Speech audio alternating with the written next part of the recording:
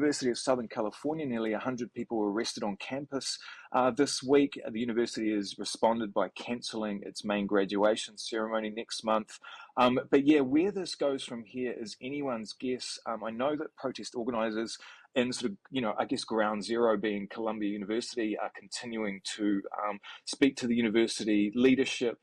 They're sort of, demanding that the university sever all ties with the New York Police Department. So it's a spiraling situation, and who knows where it goes from here. Right, let's go over to the US in earnest now, because this is an interesting story. Student protests against Israel's war in Gaza continue to spread across the United States following last week's arrest of more than 100 demonstrators at Columbia University.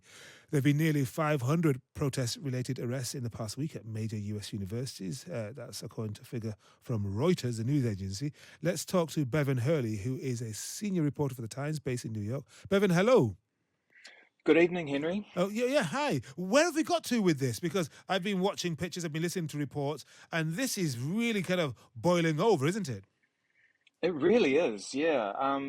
University campuses across the US are bracing themselves for more protests over the weekend as student activists have really vowed to stand their ground. As you mentioned, there's been hundreds of arrests and some really violent confrontations with police. These demonstrations have spread from Columbia University, where they began a week ago, to campuses in cities from New York to Los Angeles, Washington, D.C. to Austin.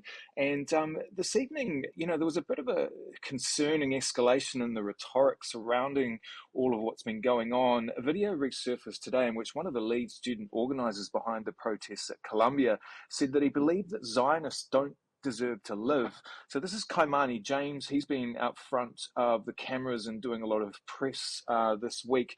And so in this resurfaced video, he also said that people should be grateful that he's not going out and murdering Zionists. These incendiary comments drew a swift and full-throated condemnation from the White House.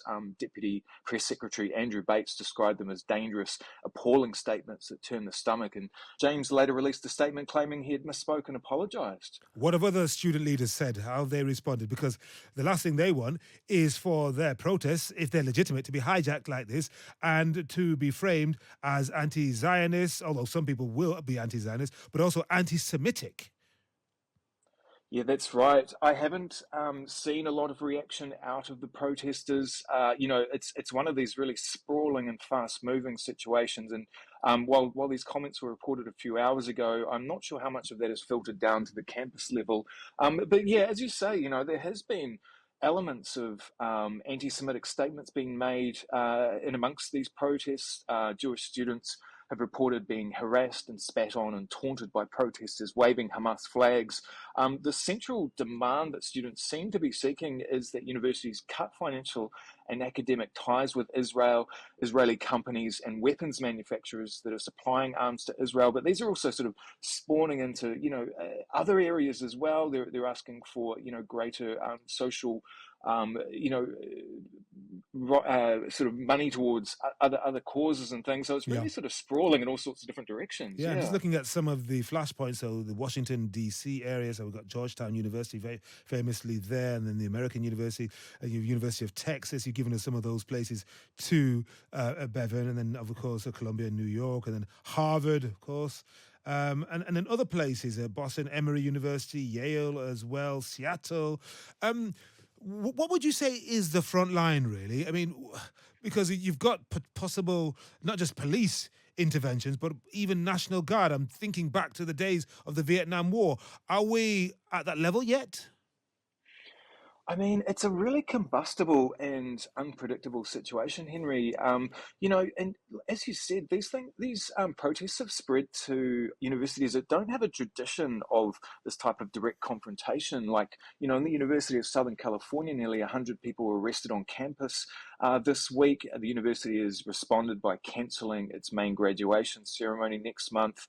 But yeah, where this goes from here is anyone's guess. I know that protest organisers in sort of, I guess ground zero being Columbia University are continuing to speak to the university leadership. They're sort of, demanding that the university sever all ties with the New York Police Department. So it's a spiraling situation, and who knows where it goes from here. Yeah, I'm wondering. And what about prominent Jewish politicians like Chuck Schumer, leader in the Senate, leader of the Dems in the Senate, who has condemned Benjamin Netanyahu and condemned the Israeli strategy in Gaza? How has he framed the student protests? Because, of course, some of these students will be voting in a few months' time too, won't they?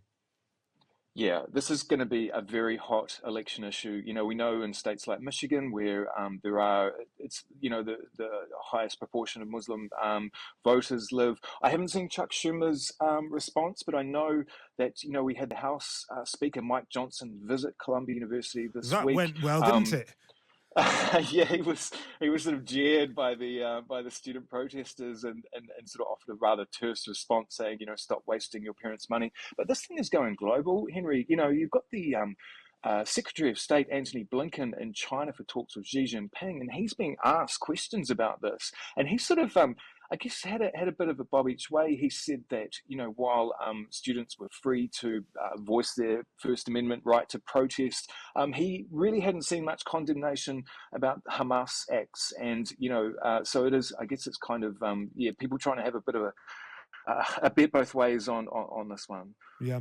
All right. Well, thank you very much for that. Bevan Hurley, senior reporter for The Times, based in New York. Huge activity at major universities across the United States. Students saying that people are being killed at a shocking rate, over 34,000 dead in Gaza, and the Israeli Defense Forces saying a huge number of them are Hamas fighters, terrorists. But the United Nations and of course the student movement echoing that, saying that a very large proportion of them are women and children. But of course also Jewish students saying we do not feel safe. Not all Jewish students. Some have said we are safe, but others are saying no, we don't feel it, and we've been spat at and we've been attacked. If you have any issues, please refer to dozens of universities across the United States who are rising up in solidarity with Gaza and to put an end to the Zionist U.S. genocide against our people.